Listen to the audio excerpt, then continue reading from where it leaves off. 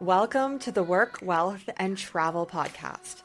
I'm your host, Nicole, and this podcast is your guide to start creating a lifestyle by design. From entrepreneurship, money and finance, taxes and residencies, and everything in between, this show highlights the nuances of a true global citizen lifestyle. Let's dive in. Kate, welcome to the Work, Wealth, and Travel podcast. I'm so looking forward to our discussion today revolving around family travel, RV travel, all of the things. But before we dive in, please share with us a little bit more about your background, how you got started in this lifestyle, and now what it looks like today for you. Thank you so much for having me. I'm so excited to chat. I feel like we have sort of an unconventional start to RV life from most people who end up in an RV. We're from Brooklyn. We're city people through and through. I was a professional actor. My husband was a casting director. We lived a very New York City entertainment industry, sort of glamorous, but not really life. But the pandemic changed everything for us. I had been in grad school getting my master's in public administration, and then the pandemic hit and I graduated on Zoom, pregnant with our third kid. And all of our work went remote all of a sudden. My oldest was in kindergarten. Her kindergarten went remote. And all of a sudden we were stuck inside this apartment with all of the city parks and museums and libraries that we had leaned on so heavily to raise our kids closed. And we thought, what are we doing here? We are spending a ton of money to live in this city that's no longer accessible at the moment. And all of our work and schooling is online, and we could be outside in the sunshine. So it just so happened that our lease was up a few months later, and we thought, well, we'll just put all our stuff in storage and go away for the summer. We'll come back for the school year. That was 4 years ago. So we started off traveling in Airbnbs, and we traveled basically the whole country in a big loop that first year and a half, doing mostly monthly Airbnb stays. And then I was like, I'm loving this travel lifestyle, but I feel like we want our own space. And the way to do that is to drag your own home behind a truck with you. And so I finally talked my husband into buying an RV. We were super intimidated at first because, again, city people who literally didn't own a car for 10 years. And all of a sudden it was like, well, we're going to buy a Super Duty truck that's 22 feet long all by itself. Learn how to drive that. Learn how to hitch up a giant trailer. Our trailer is 37 feet long. So all together, we're 55 feet long. We're going to figure out how to, take care of an RV, maintain it, live in it, drive it all around, all of the things. It was a lot to learn at first. But we are over 2 years into living in the RV, and we absolutely love it. It has taken us to so many incredible places, taught us so many things, and I just feel really lucky that we're living this life right now. Wow, that's so cool. But it's not just you living in the RV. So there are some others, quite a few others in the RV as well. Yeah, so that's why we have a really big trailer. If it was just me, I'd probably be living that van life. But we have 3 kids. They are 8, 6, and 3. Yes, the youngest was born while we were full-time traveling. And my husband, and we have a mini golden doodle who also has joined us on this journey. So yes, there are a lot of us in here. Wow, full house. That's crazy. Okay, so I want to dive into a few different avenues, but let's first chat about RV travel and what that's like with a family, with kids, how you plan out where you're going to go next, what the travel itinerary looks like. And then, and I can ask you this after because I know that's a lot of questions, but kind of piggybacking off of the potential chaoticness sometimes of the RV life, as any travel lifestyle can be. Mm-hmm. How do you and your partner make an income? Yeah, so I will start with your first question about RV life.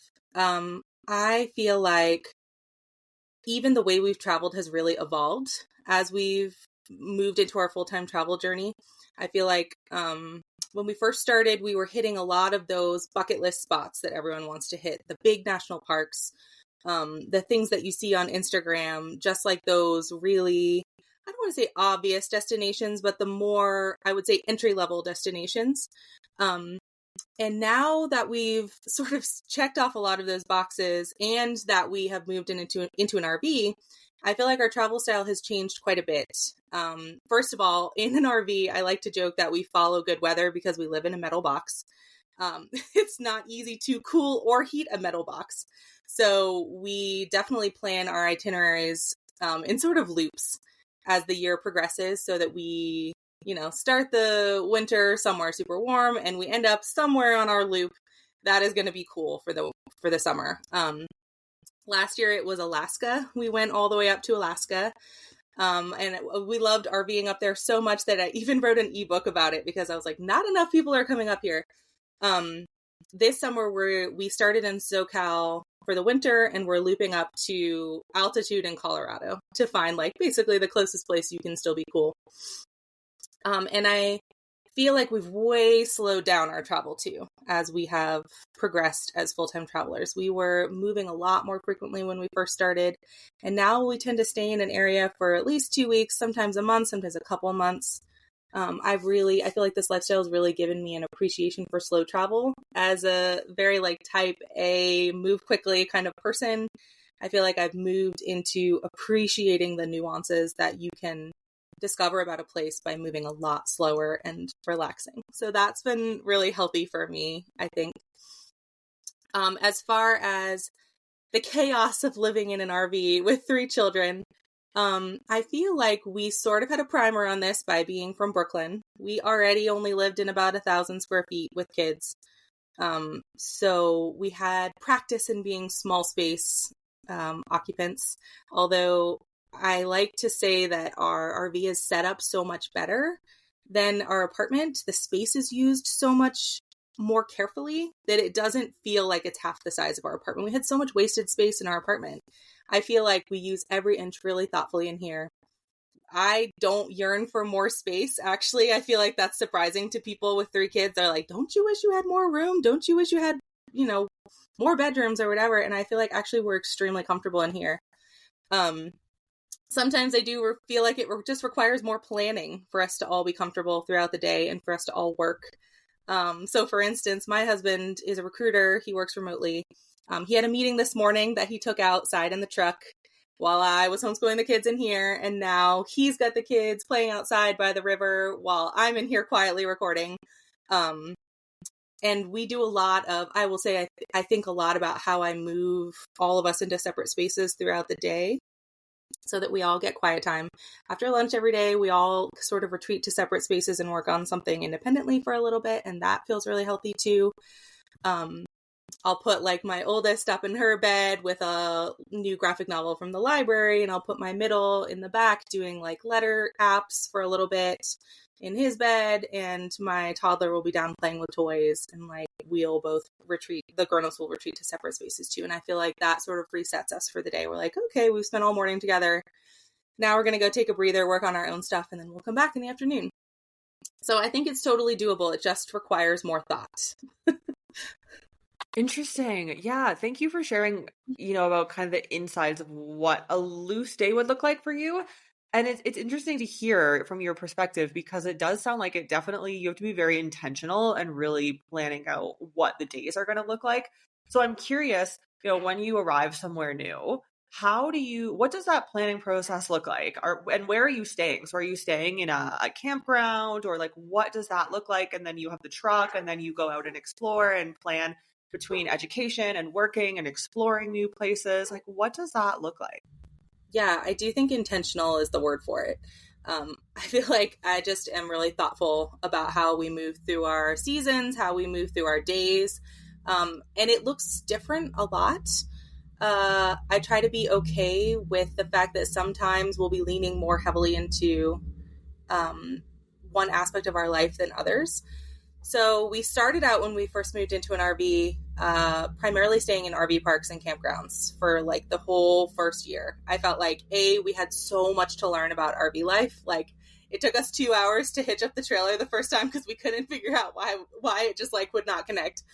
And it should only take like 5 minutes. So there was just a really steep learning curve at first. And I would say like RV parks and campgrounds are a really good entry point because they have all of the things you need. They're like a little tiny home village.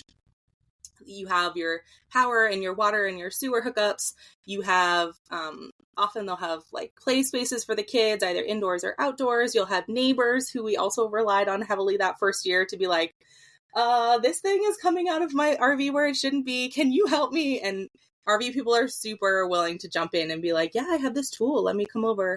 And so I felt like that was a really good entry point for us. And then last summer in Alaska, we got up there and we're like, A, the RV parks are wildly expensive up here. And B, there's so much room where you can literally park on the side of the road and just look at a glacier. And I was like, okay, time to figure out how to camp off grid. And in the RV world, that's called boondocking, which is a funny word. But you learn how to boondock, it's a whole different skill. And so now we primarily boondock. We put solar on our roof so that we can power everything we need in our house off our solar panels. And we practice water conservation. We have a 110-gallon freshwater tank on board, and we can make that last 2 or 3 weeks. So there's definitely a skill to that, but now we primarily camp on public land.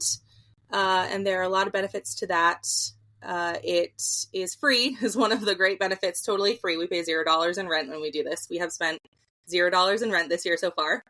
The views are amazing. It looks like you're living in a national park all the time. The kids can go outside and be absolutely feral, and I don't have to worry about them bothering the neighbors. Like, they're outside playing right now in this creek, and it's just idyllic, and I don't have to be like, be quiet, don't touch that. And you don't have to plan as far in advance is another really big benefit. Like when I'm booking RV parks, especially in places like summer in Colorado, you want to have that booked way out. And it'll cost you $1,000 or $2,000 a month for a parking spot. And now we're going to Colorado, and I have absolutely nothing booked for the summer so far because we're going to be on national forest land. We'll just roll up and unhitch the truck and go explore. As far as what our days look like, I feel like that really varies. Sometimes we will be near a city and we'll go do city stuff. We'll go, to story time at the library. We'll go to science museums. We will hang out with other RV friends that we've met on our way.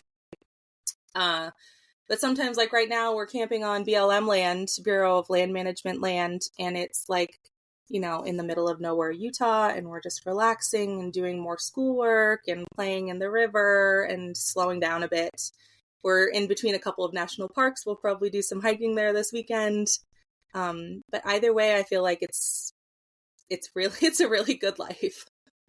That's so interesting. As you're speaking, I'm like, this is so cool. Like, I just want to rent an RV in the summer and do this like throughout the US. And I know you've done it throughout Canada as well. So talk to me about some of your travels, some of the amazing places you've been in the US, in Canada, and then of course, Alaska. Yeah, I feel like people, when they hear that you've been to 49 states, people always want to ask you, what's your favorite state?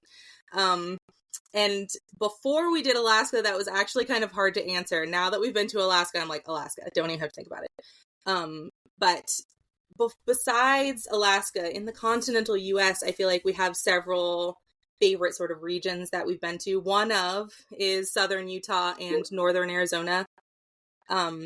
We've been back here a couple of times, which is sort of unusual for us because we enjoy it so much here. The other place we really love, coastal Maine. And coastal Oregon, which we joke is sort of like West Coast Maine. But I honestly feel like one of the gifts of spending so much time traveling in the United States, which is surprising for me because I used to always be a person who's like, get me on a plane, take me abroad. Like when I had a vacation, I'm like, let's go to Egypt, let's go to Peru.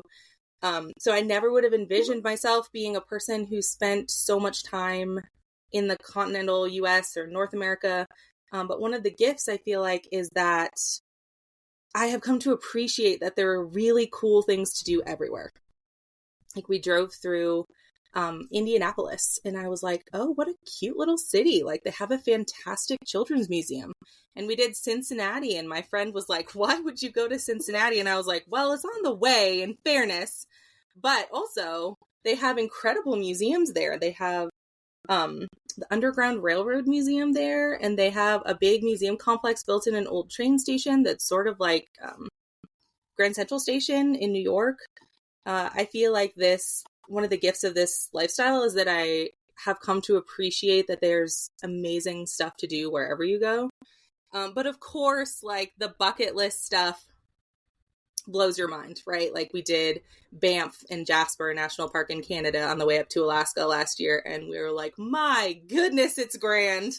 And then we just happened to be coming back down through that area during larch season. Those larch trees that turn this brilliant gold for like 2 weeks in the fall. They're one of those rare trees that have needles that change color as opposed to being evergreen. And so in Alberta, it's like a thing that people go do larch hikes at the end of September. And we went and did those, and it was like a fairy tale. It was so beautiful. Snow like started just gently cascading down us as we're looking around at all these golden trees in these amazing mountains. And I was like, what is my life? Like we have those magical moments in places like that I can't help but feel like just so lucky. Are you interested in becoming a global citizen and living a lifestyle by design in a country that aligns with you? If this is a lifestyle that you're seeking to create, we can help. Whether it be multiple residencies, citizenships, bank accounts, trust or company formations, we operate in 30 plus of the most tax-friendly jurisdictions around the globe to get you structured properly. Head to the link in the show notes to learn more and to get your global citizen journey underway today. Wow, that's really cool. Yeah. And travel. I mean, definitely in your lifestyle, what I find in travel in general, like when you're in a place, it's just really soaking it all in and being like, wow, I'm so grateful to be here in this moment. And sometimes it's difficult to be really present. But it's Yes. something that I know that I'm always practicing. It's very easy to be like, oh, this is next, and then this is after that. But you're here now, and you have to enjoy it now. Mm-hmm. And it can be extra challenging when you have 3 small children who also have a lot of needs as you travel. It's definitely more difficult to just sit in a spot and be like, wow, this is beautiful. Because, you've got tiny humans asking you questions about like, what are larch trees? Why did they change color? I need my water. My boot hurts. Like, it's definitely harder to turn out the noise. Occasionally we will, like, in moments like that, my husband is really good at being like, your mom is really enjoying this spot, so why don't we walk up a little bit and we will catch her in about 5 minutes. And I will sit and just like take a few deep breaths and appreciate what I'm getting to enjoy and then catch up with the chaos. Yeah, that's a great practice. So we've chatted about the travel aspect. I'm very curious about what education for 3 kids of various different ages looks like when you're on the road full time and have been for many years. Yeah, I feel like this is a thing that we sort of stepped into gradually because, again, when we left, my oldest was in kindergarten. And so I felt like it was actually the perfect time to sort of ease into educating them. My middle actually just started kindergarten this past year. And so it was my first year where I was really full-time educating 2 of them. And then I'm just starting to work on like letters and letter sounds with my youngest. So I feel like we're sort of slowly cascading into educating all 3 kids, which is fabulous. I was actually homeschooled up until 6th grade myself. And I had no intention of homeschooling my own kids because I had a career and I had things I wanted to be doing in New York. But I actually feel like getting this chance to homeschool has been such a gift with them. The longer we do it, I feel like I appreciate more and more aspects of the fact that we're homeschooling. We definitely lean what people call unschool, which is not that you're not learning, as some people think, but that our learning is less about structured workbooks and more about hands-on learning, following our own interests, following rabbit holes, discovering things, and getting obsessive about them. We do use curriculum for math and language. I just find those more challenging to be unschooling with, so we do use workbooks for those. And we will sometimes follow a curriculum, like right now we're doing a science curriculum that's based around prehistoric life. But we are not obsessive about sitting at a table every day at 9 a.m. I like to say that we fit school in around our life versus scheduling our life around school. And that doesn't work for everyone, but for our family, it works really well. We get absolutely everything we need to get done school-wise done. I would put the brightness of my kids up against any regularly schooled kid. Like, they know their stuff. But we just approach it differently than I feel like they would in school. So a good example of that is like most kids would maybe do a study of mythology in like 5th grade, and you would work through that all year, whether or not every kid in the class was interested in that. You would read books, you would do worksheets, you would maybe do a project at the end. And that's how you'd approach mythology. So in our family, what it looked like was my oldest last year, she was like 6.5, and all of a sudden decided she was obsessed with mythology. And I was like, I mean, that's a little young to be studying some of the heavier things in mythology, but let's go for it. We checked out 30 books from the library. We listened to literally every kid podcast on mythology you could possibly imagine. She did a ton of artwork about mythology. She wrote her own little book about mythology. We then happened to be in Nashville, where they have a Parthenon replica.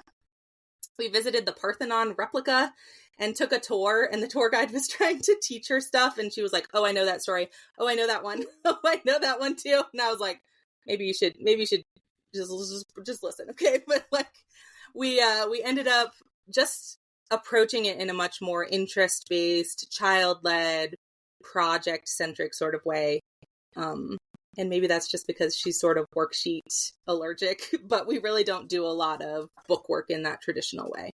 And I feel like we're all homeschooling ourselves all the time. It's such a gift to be. I mean, I was learning things about prehistoric life yesterday. That's so cool. So we've had a few guests on the podcast previously who are experts in world schooling. I'm curious, in your opinion, the difference between world schooling and unschooling, and why you would choose, I guess, the term, at least, of unschooling over world schooling. There are so many different homeschooling terms. I would say a lot of them really overlap. I would also consider us world schoolers. And so world schoolers are kids who are learning out, traveling around the world, learning from the world, out in the world, doing that, versus road schoolers was another one. And I would say road schoolers also really closely aligns with what we do. Road schoolers tend to be like North America based for the most part, and are primarily, although not exclusively, like RVers who are road tripping around North America and learning that way. So similar to world schooling, although less traveling abroad. Unschoolers, I think a lot of world schoolers and road schoolers are also unschoolers, but you don't have to travel to be an unschooler. So unschooling is sort of a homeschooling philosophy that can be place-based as well. Like, you don't have to be moving around to do that. You can be, the difference between like traditional homeschooling, where you have a workbook and curriculum for every subject, and you work through all of those throughout the year.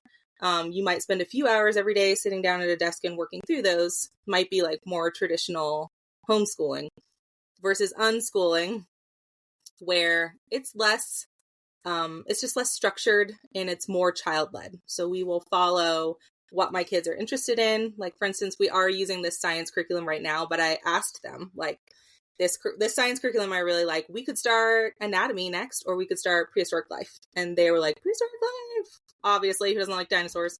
So that's the next one we did. I feel like it's just unschooling, just centers child consent and decenters workbook learning. So I think there's significant overlap in all of these terms. Interesting. Okay, so on this topic, but also what we've previously spoken about in terms of travel and the lifestyle in general, I'm curious, as a holistic view, what are some of the struggles that you find that you have faced or do face living this lifestyle with kids, education, balancing, exploring, and kind of mixing everything in there? What are some of those struggles? Are you a global citizen or digital nomad? One of the most difficult parts of this lifestyle is not being surrounded with a like minded community. I've personally struggled with this, and most global citizens have as well. But now there's a simple solution. Fairy Trail is the ultimate app for digital nomads, remote workers, and even van lifers. Whether you're a solo traveler, a couple, or a family, Fairy Trail helps you connect with like minded adventurers. 93% of the Fairy Trail community are fully remote or aspiring to be. And for being a podcast listener, use the code WorkWealthTravel for a free lifetime membership for a limited time.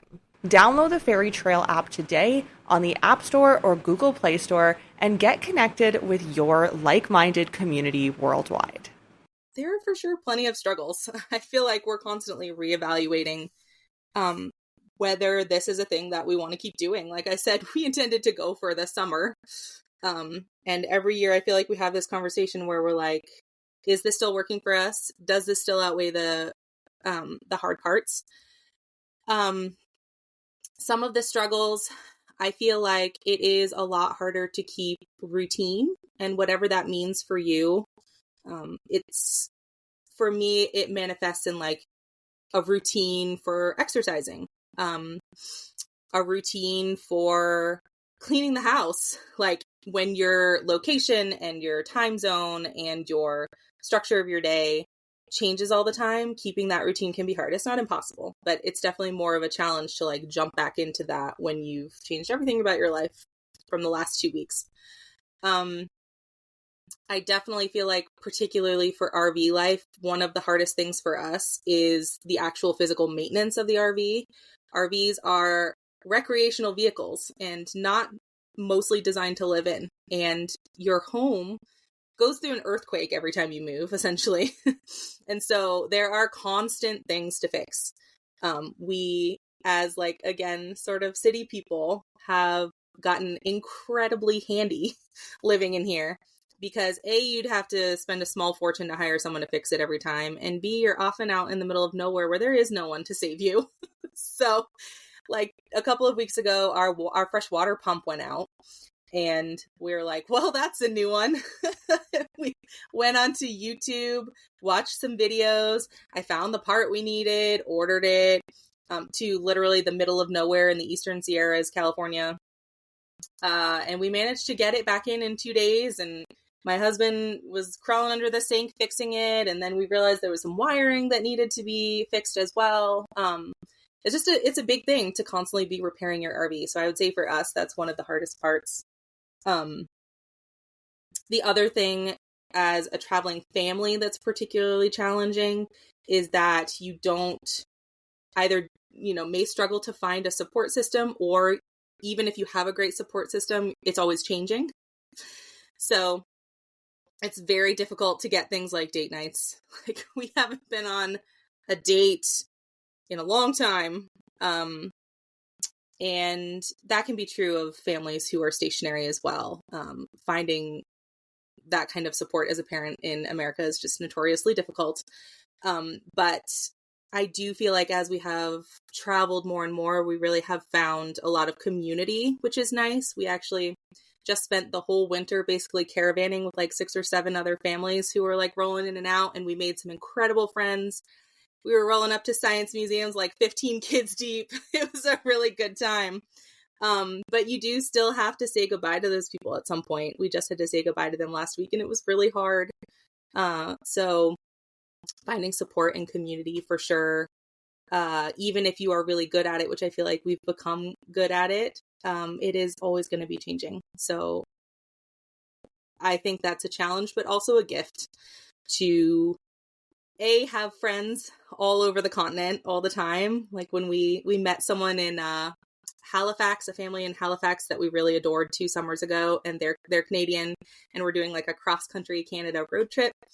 And then they live in Calgary. So last year when we were on the way to Alaska, we got to stop in Calgary and we spent like a month hanging out with them, and that was super fun. So that's a real gift of that. But also the gift of practicing goodbyes and practicing lowercase g grief and getting to work through big feelings like that together as a family. it's not always easy, but I feel like we have figured out a really healthy way to do it together. And I just feel there are for sure challenges to this lifestyle, but for me, it personally the benefits vastly outweigh the challenges still. Yeah, I totally feel you on the saying goodbye and meeting people that you actually finally align with. And then it's like, okay, I'll see you. I don't know when, but we'll stay in touch. See you maybe. Exactly. Okay, so I have two more questions for you, but kind of jumping back to what we were previously speaking about, because something did come to my mind. I'm curious, and this is probably speculative because your kids are quite young, but I'm curious what the trajectory that you potentially see for them in the future is. They're living a very unconventional lifestyle. Could you see them, wanting to live a more conventional lifestyle after living this lifestyle, or wanting to continue RV or being world travelers? Like, what have you seen from them for what that could potentially look like? I do feel like it's speculative, of course, because they are still young. And part of my parenting philosophy is that I really, really deeply, deeply try to let them be themselves and not follow in any pre-prescribed path, which is easier said than done. I feel like I have two answers to that, though.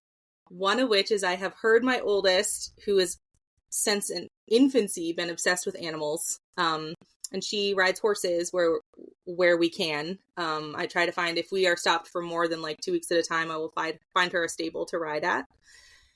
And she wants to grow up and be a vet. And I feel like she's been very clear about that from like toddlerhood, that she wants to grow up and work with animals. So I absolutely see that happening for her in the future.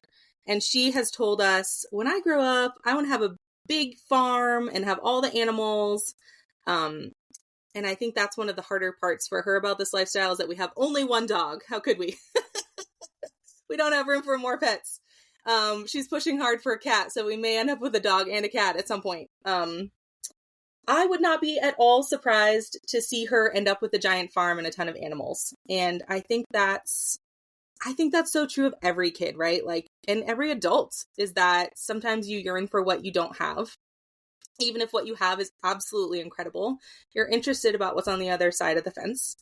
And I would not be at all surprised to see her end up with a giant farm, and we all get to go pet her farm animals all the time. On the other hand, I feel like growing up so unconventionally is going to allow our kids to question the boxes they're being put into. And I don't know whether that will manifest as controversially not going to college, or controversially moving abroad. My mama heart is breaking just thinking about how far they would be from me. But I would not be at all surprised to see them breaking some molds in the future and just not following the conventional path that we're told is the way to happiness, and actually isn't for everyone. For some people it is, but I know a lot of RVers who did everything quote unquote right, got good grades, went to a great school, got an amazing job, bought a big house, had the kids, had a nice car, and then were like, this is not serving me, and sold it all and moved into an RV. And my biggest hope for my kids living this is that they don't have to go through that part first, is that they end up being able to be like, that doesn't sound good to me. I'm going to do something else. Maybe it is owning a big house, and maybe they do end up with a farm and a farmhouse and are very stationary, and I would be so thrilled for them. But my hope is that if that doesn't sound good to them, then they can skip the part where they spend 10 or 15 or 20 years chasing a thing that doesn't sound good to them because everyone else is doing it. That's so cool. I love this kind of, I guess, like new age way of thinking. Absolutely love it. And I think what you're really giving them is freedom and the ability to think critically, which, in most educational systems, you don't really get. You just follow a mold and follow a format, like you probably did, I did, So I think what you're giving them is really unique, and really letting them to be themselves and like actually figure out what they want in life from a young age, not go through all of the systems and then buy a house, like you said, and be like, oh, wait, this is not actually what I want. Which is, why I moved to China, and why you probably had like a crazy radical move as well. So my last question for you is a big one, but just to sum it up, I'm curious about safety. What does safety look like when you're living in an RV, traveling with young kids? What does that look like? Yeah, that's a good question. I feel like we get asked that a fair amount, especially as we've started camping on public lands more. Um, I think for me, and I don't know that anyone would describe me as necessarily an optimist, but I do feel like the more time we spend doing this, the less I feel like safety is all that big of a concern, to be frank. Um, in fairness, I think when people think about RV parks, they are concerned about the people around them who may also be in there. And I am very protective of my kids, so I get that. My experience has been that we have met, minus one very unfortunate neighbor, almost exclusively like really wonderful people in RV parks. It really does feel like a tiny home community where people are out walking their dogs multiple times a day and going out and getting exercise. And you just are much more aware of who's around you than you would be in a house. And so I feel like that's actually really good for safety because you know who you're surrounded by, as opposed to sometimes I think we get a false sense of security in subdivisions because we have our home that feels really snug and secure, but you may not necessarily know everyone who's around you. But that being said, like I do watch my children like an absolute hawk. And so because we are always together, at least at this point in my children's development, I'm not altogether too worried about that in parks. As far as being on public land, I also think, and this makes total sense to me as a person who lived in Manhattan and Brooklyn for so long, that people get really afraid of being out in the middle of nowhere. And it actually feels incredibly safe out here. There are things you have to worry about, right? Like in Alaska, bears are a serious concern. And I would not probably be brave enough to tent camp in Alaska because those are very soft and bears are very strong.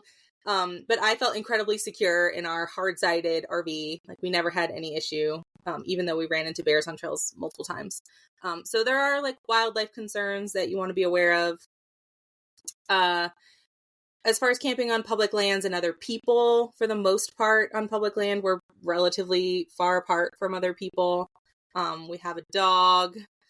But I don't really personally worry about safety as much out here. For me, the bigger concern is like, oh my gosh, what if someone breaks a femur and now we have to drive 2 hours to find the nearest orthopedist, which is a real concern and I'm going to knock on some wood, may someday be a thing that happens to us. We did end up needing stitches while we were camped on public land. And we just had to pack up and roll into a city and go, get the medical care that we needed for my toddler. I feel like I'm not that worried about like my physical safety most of the time, which is a good feeling to have. But yeah, when you have kids, there's always unexpected things that are going to happen. But that's true when you live in a city too. I mean, I had plenty of safety and security issues living in New York City that we had to roll with and work with. So I feel like people expect it to be much more terrifying being out on public lands than it actually is. It actually feels really peaceful and safe and secure for the most part. That's interesting here. I think probably the public land would be the most concerning for me personally, just like exactly what you said, having nobody around. But I'm sure once you get used to that for a few months or even few years, it feels a lot different than it does on day 1 or day 2. It does. It starts to feel really normal. And then it feels really weird being back parked in RV parks. We joke that we have like a transition no matter what we're doing. For the first couple days, it feels weird to be back parked in a park with like people all around us. And then when we move back out to public land, it feels really weird to like not have people around. But humans are resilient. You get used to it. Yes. What an interesting conversation. Thank you for sharing everything today. So where can people find you online? So we have a blog, ophalenadventures.com, and my last name is hard to spell, so I will spell it Ophalen, ophalenadventures.com. And I am on Instagram, also under my name, Kate Ophalen, sharing all of our adventures. I have an ebook about RVing Alaska, and I also, because people are so intimidated by camping on public land, wrote an ebook about boondocking to teach people what we learned as city people who now almost exclusively camp off-grid. So I would be happy to talk to anyone who's wanting to learn about this or homeschooling or traveling with very small kids. I love connecting with people, and I am so grateful that you had me on today. Yeah, absolutely. Thank you for being here. You've just listened to the Work, Wealth, and Travel podcast. If anything from this episode resonated with you, I would appreciate if you share this podcast on your socials. And of course, be sure to tag me. And don't forget to leave a review on your favorite podcast platform.